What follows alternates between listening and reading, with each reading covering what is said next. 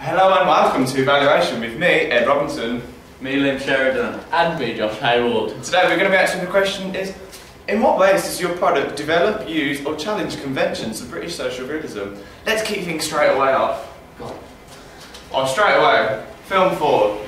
Use to distribute and make and exhibit British realism films. Yeah. Already straight away, you can see the character's face, already creating that bond with the main character that is just so typical of all British social realism films. Instant connection. Also, not a fancy bathroom. He's not, he's not minted. He doesn't have much money.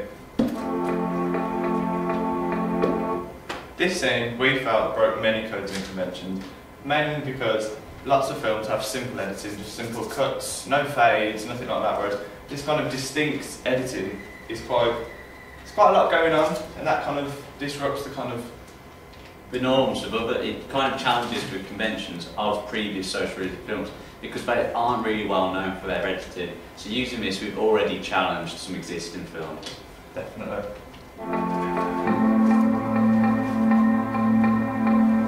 Now this may look boring, but this is kind of mundane realism the film was trying to get going on. So look, even throughout their hectic lives, they still have their own processes and same daily routines. And by using a lot of close-ups, we are creating bonds with characters already, working on that core principle of British social realism films of the bond with the characters. This scene we felt also broke many codes and conventions because it features a time lapse.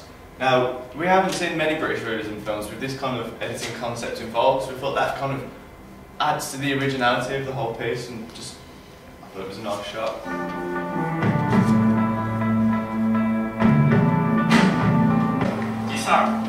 Yeah.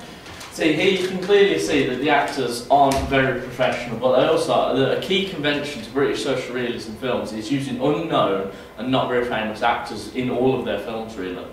And for a lot of scenes, we left the cameras running and told the actors to improvise. Now, I think that is a technique that Ken Loach used for his films. Yeah, I think he did. And the same way Andrea Arnold just watched some real people in real life and asked them to do films, we did the same kind of concept by watching, the people around us thinking, that'd be good for a film. See, right here is the equilibrium has changed from quite a downbeat. Yeah, it's changed now, and we use this Toller-Off theory of the equilibrium changing throughout the film, and then finally ending on a different stage to what it started. It's gone from melancholy to euphoria. And now this is actually, again, we've challenged for conventions because normally British social realism trailers don't really have that aspect of happiness. It's more of a hope rather than happiness. And by changing the soundtrack, changing the way it's edited, changing the colour scheme even in the shots, we've instantly created a cheerful mood, brought people out of that depressed mood. And in our audience feedback, that people actually really enjoyed that aspect. Yeah. The emotional roller coaster that our film put them on was something they enjoyed quite a lot.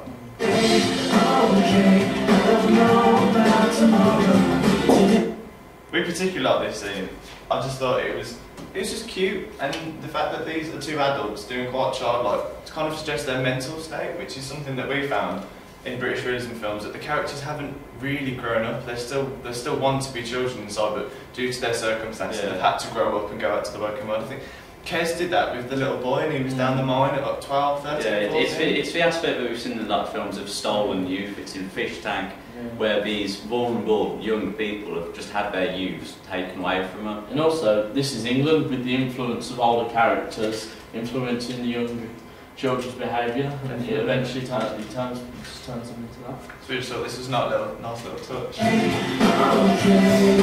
So here you've got the cityscape. You have the cityscape shot right here, and it just shows you where they are. They're in the foreground of the shot here, and everything else in the background. So it just really puts you in the mood of what position they're in. And not to mention the pylons and the motorway elicit this kind of, urban area where just nothing really good comes out of it. Fish Tank did this when she was walking the horse past the motorway, so that kind of location was something that we decided to follow and keep.